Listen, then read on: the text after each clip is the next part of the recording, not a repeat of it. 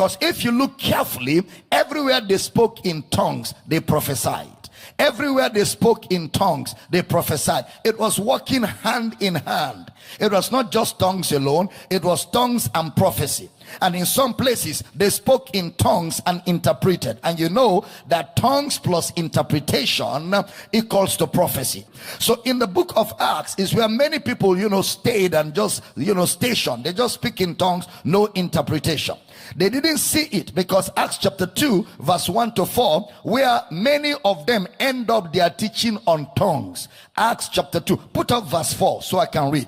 They were all filled with the Holy Ghost and began to speak with other tongues as the Spirit gave them utterance. So many pastors or churches, when they get there, they stop. That's all. So try and speak in tongues. Make sure you speak in tongues. It ends there. No emphasis on the interpretation of tongues. Meanwhile, tongues and interpretation are supposed to operate hand in hand. You speak in tongues, you interpret. You speak in tongues, you interpret. Luke just says, and they began to speak in tongues, because Luke wrote the book of Acts. And they began to speak in tongues as the Spirit gave them utterance. So again, because the book is descriptive, many people did not know that Brother Luke went beyond that. He went beyond that. You read other places like Acts 10:44. Look at it. Acts chapter 10 verse 44 to 46. While Peter yet spake these words, the Holy Ghost fell on all them which heard the word. 45. And they of the circumcision which believed were astonished, as many as came with Peter, because that on the Gentiles also was poured out the gift of the Holy Ghost. 46. For they heard them speak with tongues and magnified God. Then Peter answered. So in the house of Cornelius, they spoke with tongues and magnified God. And this was years later, because between Acts chapter 2 and Acts chapter 10 was 10 years difference.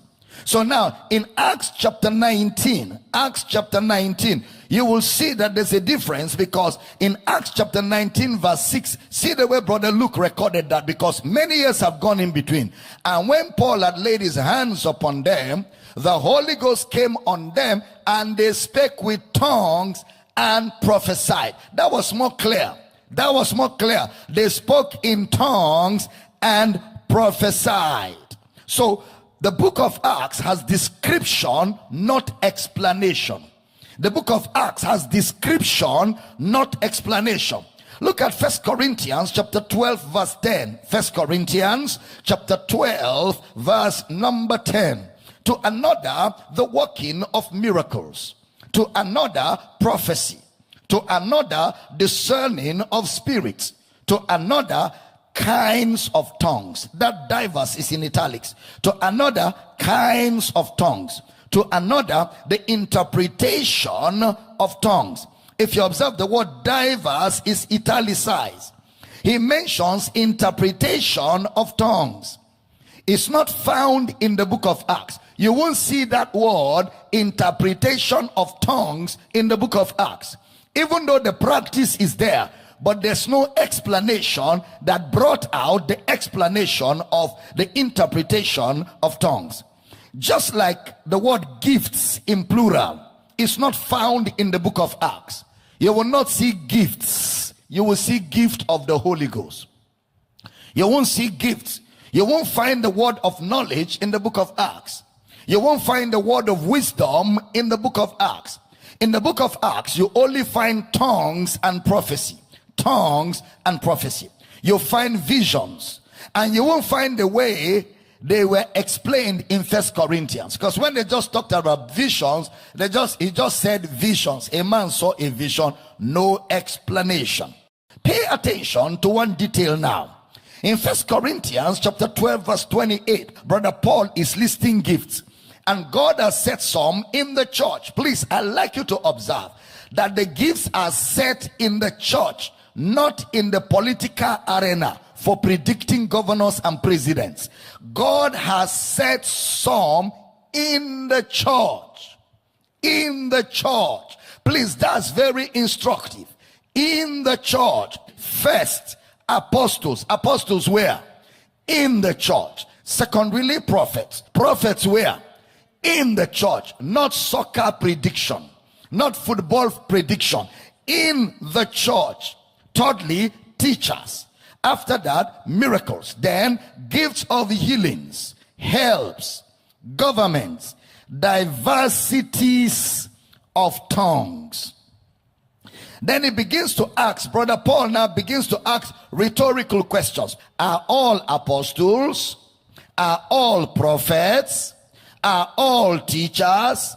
Are all workers of miracles? These are rhetorical questions. They are not statements.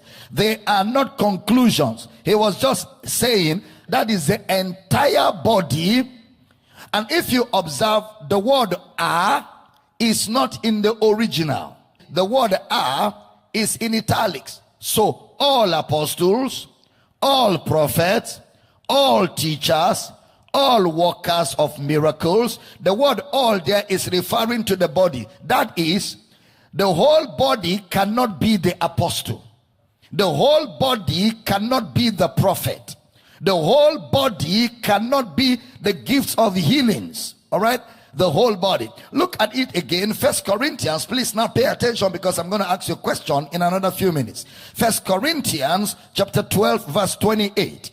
And God has set some in the church. First, apostles. Secondly, prophets. Thirdly, teachers. After that, miracles. Then, gifts of healings, helps, governments, diversities of tongues. Now, observe that 1 Corinthians chapter 12 verse 30. Pay attention to verse 30. Have all the gifts of healing, do all speak with tongues, do all interpret. What is in verse 28 that is not in verse 29 and 30?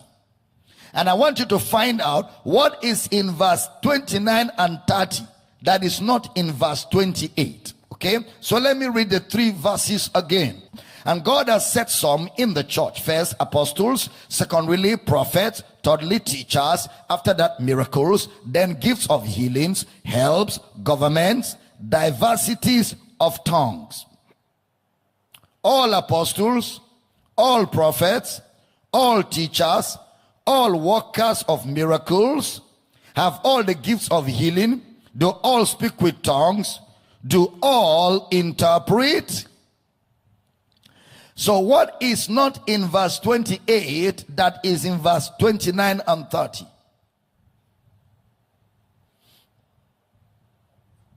Interpret.